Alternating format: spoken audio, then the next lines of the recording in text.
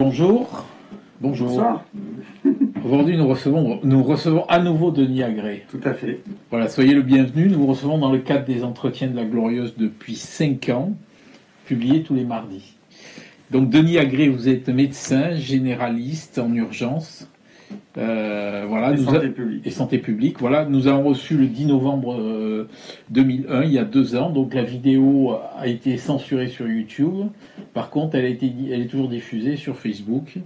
Donc vous êtes la brebis galeuse de la santé contre la vaccination obligatoire, contre le pass à l'époque.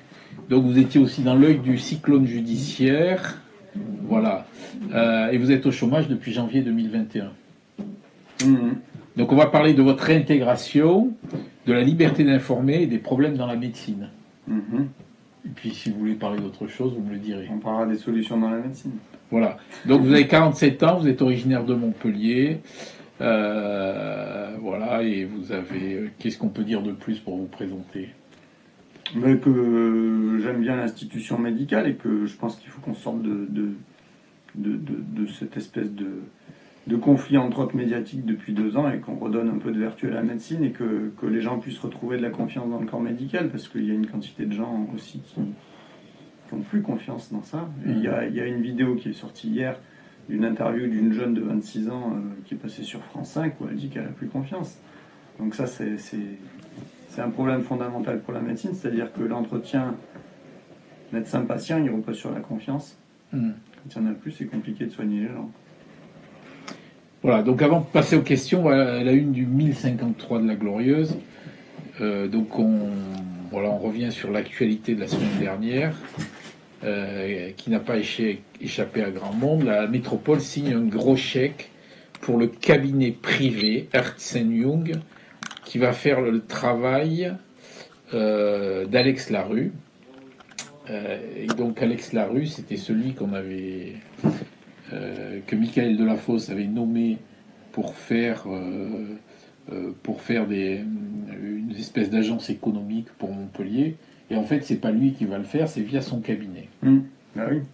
Hein, vous voyez un peu le style. Oui, tous les cabinets d'audit font des gros chèques de 10 à 50 000 euros. Non, là, on est plus près des 100 000. Y compris dans les hôpitaux publics. Et bon, voilà, et c'est un espèce de jeu. Moi, je dis, si vous voulez me prendre comme auditeur, je suis à votre disposition. Parce qu'on a tous des idées, les citoyens.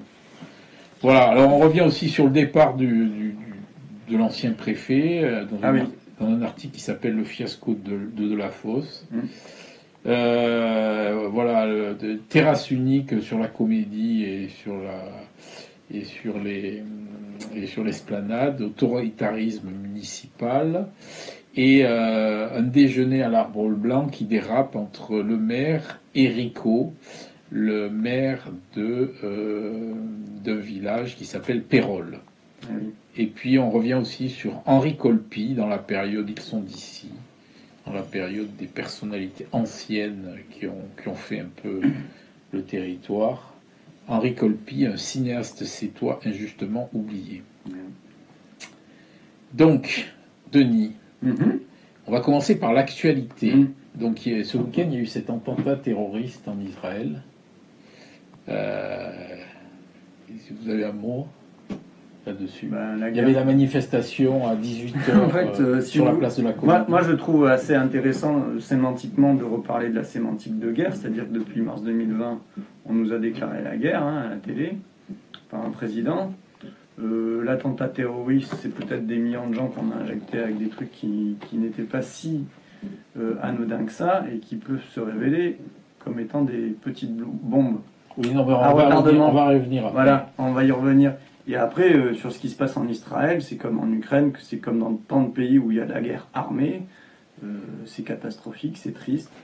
Il y a des gens qui souffrent. Quelle est la solution à ça sur notre petit globe terrestre humain complexe, mais j'ai pas de... Quelle est la propension, votre regard de médecin sur cette propension au pays à se faire de plus en plus la guerre? C'est un engrenage... C'est dans l'ADN? Non, mais si vous voulez, en fait, aussi dans cette histoire, j'ai mis un tweet il y a quelques jours parce que je parle pas mal sur Twitter, c'est il faut sortir des guerres de religion. C'est-à-dire que chrétiens, musulmans, juifs, et j'ai même rajouté témoins de Jéhovah et tant d'autres croyances ou obédiences, on n'est pas là pour se diviser, on est là pour vivre sur la terre un peu sereinement. Mais clairement, et ça je pense que réellement, il y a bon nombre de gens, notamment des chefs d'État, qui profitent de ça pour essayer d'avoir du pouvoir, et notamment du pouvoir militaire armé, et aussi pour vendre des armes. Et ça, c'est une réalité économique qui est très triste. Est-ce qu'on a autant de responsabilités quand on fait la guerre armée comme la Russie, ou quand on vend des armes à des gens qui font la guerre comme la France? Je pense que réellement, il faudrait déposer les armes aussi. Vous savez, il y a un an, ils ont demandé aux citoyens français de ramener leurs armes s'ils en avaient dans leur placard. Si on rangeait un peu nos armes et si on gardait déjà notre État français serein, et qu'on était un peu plus à même de faire le tri dans notre pays, ce serait pas mal. Vous savez, pour finir là-dessus, mais enfin moi je trouve aberrant qu'on ait envoyé, pour prendre juste l'Ukraine, hein, Israël, j'ai pas eu du tout le temps de regarder, et la géopolitique mondiale, c'est pas mon sujet, mais d'envoyer des milliers d'armes en Ukraine, et de voir que, par exemple, aujourd'hui à la Paillade, il y a des gens qui tirent dans la rue, et on vous dit qu'il y a des gens dangereux fous qui peuvent... on fait même pas le ménage chez nous. Donc déjà, il faudrait que notre cité, notre pays, soit un peu serein. Et après, peut-être qu'on pourra aller voir ailleurs. Voilà, alors revenons à notre sujet là. Notre sujet, c'est les vaccinations. Ça, c'est votre sujet numéro 1. Donc la semaine dernière, il y a eu un excellent reportage sur Arte qui disait en gros que grâce à l'ARN messager, dans ces 2 ans, 3 ans de Covid, on a sauvé 20 millions de personnes. Donc aujourd'hui, vous dites, qu'il y a de plus en plus de myocardite à cause justement de cet ARN et de cette vaccination à base d'ARN messager. Alors bon, même s'il y en a quelques-unes, est-ce que ça valait pas le coup de sauver 20 millions de personnes pour quelques myocardites?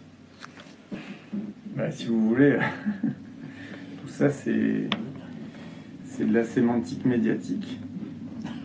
Et vraiment, c'est de la sémantique médiatique. Quel est votre regard? Vous qui êtes médiatiquement aussi assez pointu. La vérité, elle est sans doute un peu différente, mais clairement, il y a des croyances qui sont difficiles à découvrir. C'est quoi votre réalité aujourd'hui? La réalité de l'Agence nationale de sécurité du médicament, c'est qu'il y a une quantité énorme de myocardite. Il y a une étude dont j'ai parlé et qui a été relayée et qui a été à moitié censurée par la Société française de cardiologie, qui a été publiée en novembre 2022, qui disait qu'en gros, les gens qui avaient eu 3 doses, dans la population qu'ils avaient étudiée, il y avait 5% de myocardite. Donc il y avait 5 personnes sur 100 qui avaient des myocardites chez la population de 3 doses. Donc c'est un chiffre qui est loin d'être anodin.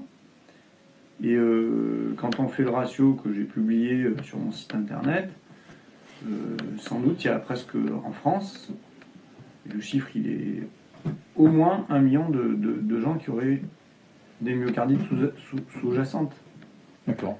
Et ça, vous voyez, le chiffre il est colossal. Le problème, c'est que on veut pas le voir depuis 2 ans. Les cardiologues, la Société française de cardiologie ne veut pas aborder le problème. Et que pour diagnostiquer une myocardite, il faut faire une IRM cardiaque. Le problème des myocardites, si elles ne sont pas traitées, c'est que ça évolue vers de la fibrillation auriculaire, vers de l'insuffisance cardiaque. Et qu'aujourd'hui, on vous diagnostique une insuffisance cardiaque même à 30 ans, ou de la fibrillation auriculaire. On va vous dire « Ah, mais c'est peut-être familial, donc on va vous faire passer des tests génétiques. » Mais c'est assez difficile, encore pour le corps médical, de reconnaître que c'est dû au vaccin. Bien que ça soit écrit dans les rapports de la NSM. Les myocardites ont été reconnus par la NSM comme étant dus au vaccin. C'est vraiment de cause à effet. Et ça, c'est... Moi, ce que je trouve très, très, très triste, c'est que il y a encore des gens qu'on pourrait prévenir et éviter. Qu'est-ce qu'il faut faire alors pour éviter d'avoir des aggravations très, très fortes. comment comment on se rend compte qu'on a une début de myocardite? Et ben là, il y a des vidéos encore récentes qui viennent de sortir sur l'assurance maladie qui parlent des insuffisances cardiaques. Mais tout ça, c'est un continuum. Je finis sur la Société française de cardiologie. Moi, j'ai écrit à Ariel Cohen, qui est le président de la Société française de cardiologie. J'ai écrit au professeur Pasquier, vous voyez, c'est un peu plus proche de nous, qui est le professeur de rythmologie, chef de service de cardiologie au CHU à Montpellier, et à son confrère qui s'appelle Roubi, puisqu'il m'a dit écrivez à Roubi, c'est le spécialiste des myocardites, et tous ils se taisent. Ils savent qu'il y a des traitements. Et du coup, ils devraient vraiment lancer une campagne de dépistage nationale massive, entre autres chez les populations jeunes, puisque ceux qui ont probablement, c'est même pas probablement, c'est sûr, ils ont plus de risques de myocardite que les âgés. Il y a plusieurs études, il y a même 3 études d'Epiphar qui ont montré qu'il y avait plus de myocardite chez les 15 à 30 ans. Donc on pourrait très bien faire un dépistage très important par IRM cardiaque, de populations jeunes notamment qui font du sport et qui sont plus à risque de faire des aggravations. Et si avec des IRM cardiaques organisés, on trouve des myocardites, on les traite. D'accord. Voilà. Quels sont les symptômes pour une myocardite? Alors les myocardites, c'est très frustre. Entre autres, ça peut être des douleurs thoraciques. Dans les myocardites aiguës, il y a une augmentation de la troponine très élevée. Et après, quand il y a des myocardites beaucoup plus fortes, ça peut, ce qu'on appelle des myocardites fulminantes, ça peut donner des tableaux d'insuffisance cardiaque brutale. Mais après, ça peut s'apaiser, s'atténuer et continuer vers... en fait, la myocardite, ça entraîne des nécroses du muscle cardiaque. D'accord. Le myocarde, c'est le muscle cardiaque.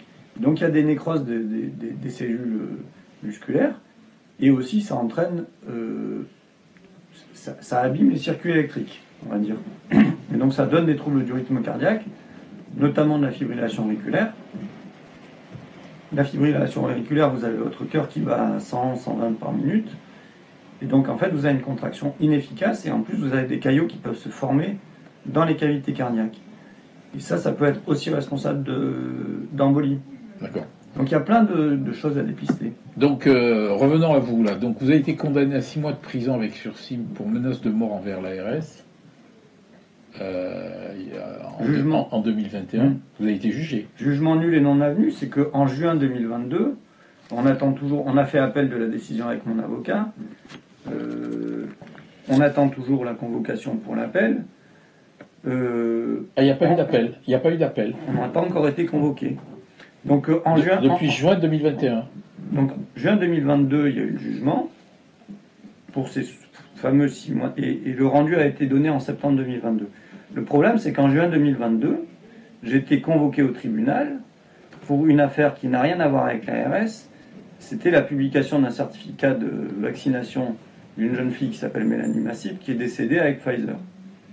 Donc, quand j'ai été convoqué en juin 2022, c'est convocation par citation à prévenu par huissier. Donc on vous dépose un papier par un huissier. Il y a 4 pages où il n'y avait que la citation pour cette histoire de certificat de vaccination, où j'avais notamment oublié de supprimer le nom de l'infirmière qui avait vacciné cet enfant. Je m'en suis excusé. 3 heures d'audience. Rien sur l'histoire de mes propos devant l'ARS Occitanie en septembre 2021, qui n'était en rien une menace, qu'ils ont interprété comme ça. Et en septembre, pourquoi ils ont dit menace de mort? C'est quand même un peu excessif. Ils ont peur. Hein? Parce qu'ils ont peur, bien sûr, c'est excessif. Enfin, je veux dire, c'est grave. Oui, c'est très grave. C'est grave. C'est grave. Et c'est grave de... Vous aviez dit quoi? Je finis juste... Et donc en septembre 2022, ils ont rendu 6 mois de prison avec sursis sur un jugement sur lequel je n'étais pas cité à comparaître sur le fait de mes propos devant l'ARS. Donc ça, c'est pour ça que j'attends l'appel avec impatience avec mon avocat pour que je puisse au moins être entendu là-dessus. Bon, et sur les propos, pour vous répondre sur l'ARS, en septembre 2021, on avait rendez-vous devant l'ARS Occitanie. On avait rendez-vous avec un des directeurs, et A priori, c'était pour parler des effets indésirables graves des vaccins. Et il y avait déjà quantité de décès et de gens qui étaient, on va dire, blessés graves de ces vaccins du Covid. Je leur ai dit, si vous êtes au courant, vous êtes responsable au moins de mise en danger de la vie d'autrui, menace de mort, etc. Et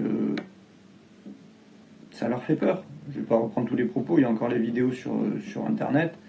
Et moi, je suis très, on va dire, triste et désolé qu'on ne puisse toujours pas discuter entre médecins, responsables du Conseil de l'Ordre, ou directeur de l'ARS, ou ministre de la Santé, du fond du problème, c'est-à-dire la non-innocuité et les risques que ça fait courir à la population générale. Et aussi, surtout, ce que je viens d'évoquer sur du dépistage de masse, notamment par IRM, et aussi une consultation cardiologique organisée pour des populations jeunes qui ont eu 1, 2 ou 3 doses. Voilà. Les plaintes ont été retirées contre vous? Laquelle? Ben, la plainte... Non, il n'y a pas eu de plainte retirée, que je sache. Mais en tout cas, c'est sûr que d'avoir encore écrit sur Midi Libre que j'ai 6 mois de prison avec sursis, c'est loin d'être anodin dans la vie d'un citoyen que je suis. Et c'est pas... Moi, je trouve que ça dessert la justice. Parce que on peut pas avoir des erreurs.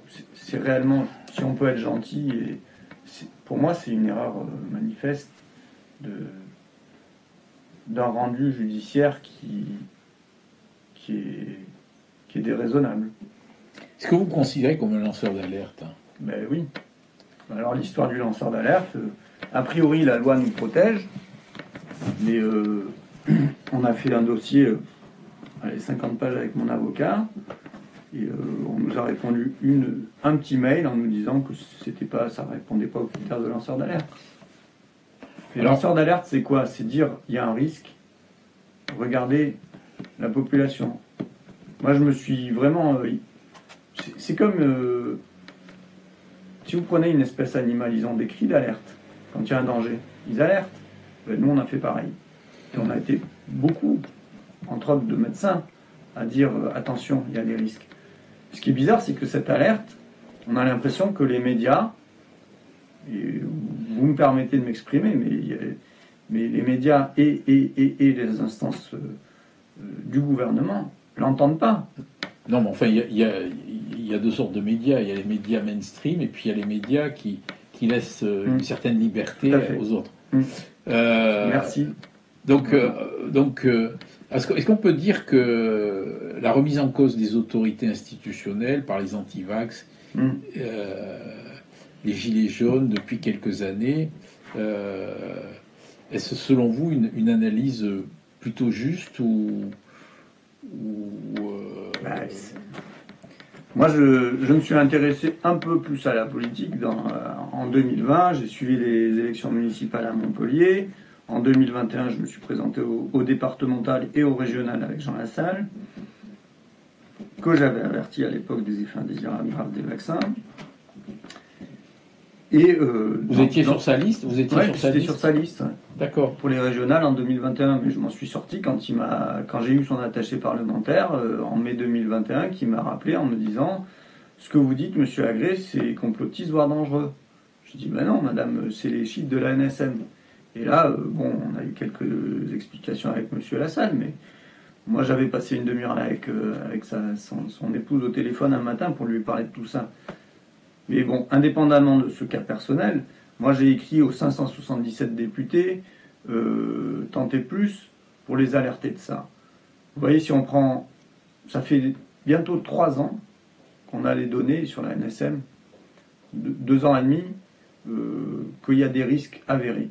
Pas un seul député n'en parle à l'Assemblée nationale. C'est pas un sujet aujourd'hui. Et ça, c'est grave. Et du coup, effectivement, ça décrédibilise 577 députés qui gagnent au bas mot 7 000 euros par mois, qui sont plutôt là, a priori, pour les citoyens, pour la France, pour le peuple. Et là, on voit qu'il n'y a rien qui se passe. Donc, il n'y a aucun député qui suit vos thèses ou celles de... Écoutez, ils me connaissent. Hein. Ils me connaissent largement. Il y en a qui vous ont appelé? Là encore cet été. Il y en a qui vous ont appelé? Non. Moi, je trouve ça très décevant. Même Monsieur Delafosse, hein, j'ai son téléphone, puisque juste avant qu'il soit élu, 15 jours avant, il m'avait appelé. Moi, je militais un peu avec Nous Sommes à l'époque. Mais Il vous avait appelé pourquoi? il m'avait appelé parce qu'il était intéressé que je vote pour lui. Enfin, je sais pas, mais si vous voulez, depuis, je lui ai envoyé quantité de SMS. Jamais il m'a rappelé. Il y a quand même eu un décès sur un marathon à Montpellier, il y a 1 an. Est-ce que la jeune fille était vaccinée? Enfin, on pourrait tellement. J'ai écrit à Carole Delga, tous ces gens me connaissent. Donc, Et je suis vraiment. Et puis vous voyez, sur l'institution, moi j'ai pensé, mais on peut. On a encore des gens comme Laurent Fabius au Conseil d'État qui ont participé à l'affaire du sang contaminé. Et bon nombre de gens me le rappellent. Et quelle est la légitimité de ces gens à être dans ces fonctions alors que on sait qu'il y a eu des affaires graves qui ont été jugées en plus. ah oui, mais c'est des puissants, c'est les hommes politiques qui sont en place, et puis vous êtes un petit lanceur d'alerte. Ben, je sais pas, c'est... Donc c'est plus facile. Bon, enfin, vous avez été lourdement sanctionné, interdiction de parler sur les réseaux sociaux, de manifester publiquement, de sortir du territoire, portable, ordinateur portable et téléphone confisqués, perquisition du bureau, et cerise sur le gâteau, ça fait 2 ans que vous ne travaillez pas, qu'on vous a interdit d'exercer. Pour être dépressif et pleurer tous les jours. Mais... Comment vous avez fait financièrement Ben, financièrement, j'ai eu le chômage jusqu'en mai 2023. Mais bon, déjà, vous perdez 62 tiers de votre salaire. Donc, et puis là, depuis mai... Non, mais les salaires de médecins, c'est des bons salaires. Moi, j'avais 5 500 € par mois. Donc... il vous restait les 2 tiers. Donc, chômage, j'étais à moins de 2 000 €. D'accord. Et depuis mai, j'ai 0. Donc heureusement, il y a des gens qui m'ont aidé, qui m'ont fait des cagnottes. J'ai dépassé plus de 30 000 € de frais d'avocat. D'accord. Je viens de relancer une cagnotte là sur Internet pour collecter 10 000 €. Et les gens répondent plutôt favorablement. Et tant mieux, parce que réellement, je ne tiendrai pas. Même si il y a des gens qui ont des situations financières beaucoup plus graves que la mienne, ça j'en suis aussi extrêmement conscient. Parce que ils ont mis à plat une quantité de gens phénoménale. Vous estimez qu'il y a combien de personnes qui ont été blacklistées de la médecine? Je sais pas. Je pense qu'il y a plus de, je sais pas, on peut dire, moi je pense qu'il y a plus de 1000 médecins qui ont été largement atteints. Il y a une quantité de médecins qui sont partis à la retraite de manière anticipée, d'autres qui ont pris des disponibilités, des généralistes qui ont été interdits d'exercer dans leur cabinet. En fait, c'est très difficile de savoir ça, mais rien que pour réfléchir de manière très simple, quand il y a une maladie virale ou bactérienne, ou si on enlève 1, 2, 10 médecins, ou même 50, et des centaines d'infirmiers ou autres, c'est une aberration en soi. Parce que déjà, il y a une pénurie de médecins. Voilà. Donc, tout ça, c'est des décisions qui sont dysfonctionnelles en soi. On voit les urgences qui débordent depuis plusieurs années, mais là avec le Covid et surtout les effets indésirables. On va revenir à l'état de la médecine. Est-ce que vous allez pouvoir à nouveau pratiquer la médecine? J'espère. Donc là, comment ça se passe aujourd'hui? Donc là où on en est, ce que je vous explique. Septembre 2022, le Conseil de l'Ordre de l'Hérault m'a fait passer une expertise de compétences où je suis allé avec mon avocat. C'était question-réponse, diaporama d'internat de médecine que j'ai eu avec brio, on va dire. Vous vous souveniez des... Ah, je savais répondre aux questions de médecine générale. D'accord. Il y avait entre autres Lambert qui est médecin généraliste à 7, Costa qui est généraliste à Nîmes, et ils m'ont posé des questions d'étudiants. Donc j'ai répondu à de la médecine. Vous avez repassé votre concours de médecine. Voilà. J'ai eu un avis favorable qui disait que je pouvais être inscrit à l'ordre. Et puis derrière, ça suffisait pas, ils m'ont fait passer une expertise psychiatrique en novembre 2022, avec un rapport que je trouve totalement vide, et il y avait juste une phrase disant que j'avais des convictions de nature délirante. Ça tient pas, c'est pas un diagnostic, rien du tout. Pendant 1 an, avec mon avocat, on a contesté tout ça. On a produit une expertise privée avec des tests psychologiques en mai qui disait que j'étais apte à exercer. On a revu le Conseil national de l'ordre le 4 juillet, qui a demandé à ce que je repasse une 3e expertise le 4 septembre à Nancy. Et là, j'ai eu très récemment cette expertise qui dit de nouveau que je suis apte à exercer. Donc j'ai 2 expertises qui disent que je suis apte à exercer contre une. A priori, c'est gagnant. Et on doit remonter là le 24 octobre avec mon avocat au Conseil national de l'ordre des médecins pour qu'il me réinscrive au Conseil de l'ordre de l'Hérault. Rassurez-moi, pour la nature délirante, vous allez consulter? Ça va, je m'en sors pas mal, mais rien que de discuter avec vous, ça, ça permet de se rassurer. Ouais. Il y a quand même une pétition. Nous aussi, on a une nature un peu délirante. Hein. Il faut l'être un peu. Mais il y a quand même quasiment 45 000 personnes qui ont signé ma pétition pour mon inscription en ligne. Si vous tapez Denis Agré pétition mesopinions.com, il y a 45 000 personnes qui jugent de manière officielle qu'ils sont d'accord avec mes propos et qui me soutiennent. Donc voilà. Vous leur avez pas dit que vous aviez une nature délirante? Ah si, j'en ai parlé plein de fois bon, ça va, en public et sur les réseaux. Bon alors, en ce moment l'actualité aussi en médecine c'est un peu compliqué. Il y a beaucoup de grèves,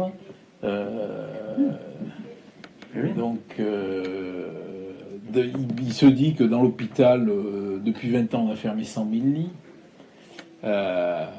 Donc aujourd'hui on fait la queue dans les couloirs. Comme à Perpignan. Voilà. C'est compliqué de se faire soigner. Qu'est-ce qu'il faut faire? Qu'est-ce qu'il faudrait faire? Et puis en plus les médecins, on les blacklist. Si vous voulez, ce qui est étonnant, c'est que là, depuis 4 ans, le Covid, on a 4 ministres qui se sont succédés.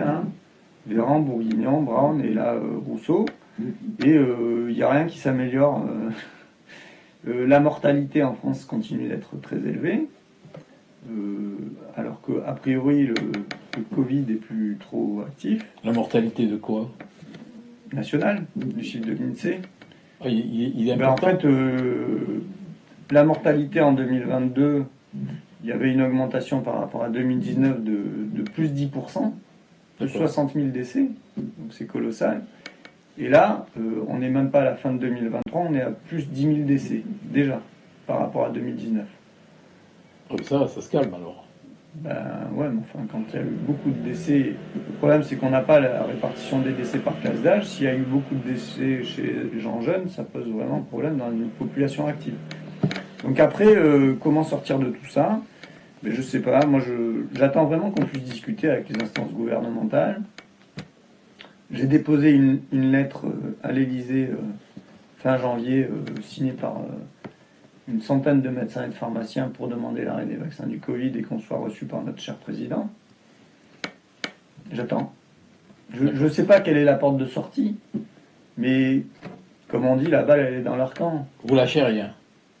C'est pas que je lâche rien, je trouve que on a un beau pays, que moi il y a plusieurs thèses dans cette histoire. Il y a des gens qui disent que c'est un plan mondial organisé, dont acte. Moi, j'aborde aussi la thèse que c'est aussi lié à de la peur sociétale et que ça a pris une envergure gigantesque et qu'on peut sortir de la peur et qu'on peut aussi sortir d'une certaine forme de guerre et de se parler. Mais cet ARN messager là, qui a soigné le Covid, qui devrait soigner soi-disant le cancer, Alzheimer et tout, vous en dites quoi? Il y a deux choses. C'est ce qui était expliqué dans ce reportage. Vous l'avez vu ce reportage? Non, je ne l'ai pas vu. On vous en a parlé peut-être? Vous m'en avez dit un mot, mais ce qui est sûr, c'est que l'industrie pharmaceutique, comme d'autres industries, ont intérêt à vendre. Ils l'ont dit, il y a des vidéos sur l'OMS qui disent la peur fait vendre. Le problème, c'est que si on prend par exemple les maladies cardiovasculaires, il y a un article qui dit qu'en 2030, il y aura des vaccins pour soigner les pathologies cardiovasculaires et les cancers. Enfin, pourquoi pas? S'il y a des gens qui veulent se soigner avec ça, j'ai envie de dire ça les regarde. Mais il y a d'autres manières de prévenir, de faire de la vraie prévention sur les maladies cardiovasculaires et les cancers. Bien sûr. Voilà. Donc, si vous voulez, dans cette logique vaccinale, on a l'impression que maintenant la réponse aux problèmes de santé, ça va être vaccin, vaccin, vaccin, vaccin. C'est une solution. C'est sûr qu'il faut faire du sport, il faut bien manger, faut avoir une vie saine et tout. Donc voilà, ça c'est le b.a.-ba. Mais ensuite... mais si l'ARN messager sauve des vies, tant mieux, j'ai envie de dire. Alors, dernière question. Comment qualifiez-vous la sanction du professeur Joyeux? C'est comme moi je me suis pris, en plus des 6 mois de prison avec sursis, avec l'ordre, je me suis pris 3 ans d'interdiction d'exercer, dont j'ai fait appel aussi. Monsieur Joyeux, là, il a été très embêté, et puis là, de nouveau, il s'est pris 2 ans d'interdiction. Nous l'avons reçu il y a quelques années. Ouais. J'ai vu sa vidéo, passionnante, et j'adorerais le rencontrer. En fait, ce qui est très étonnant dans tout ça, c'est que,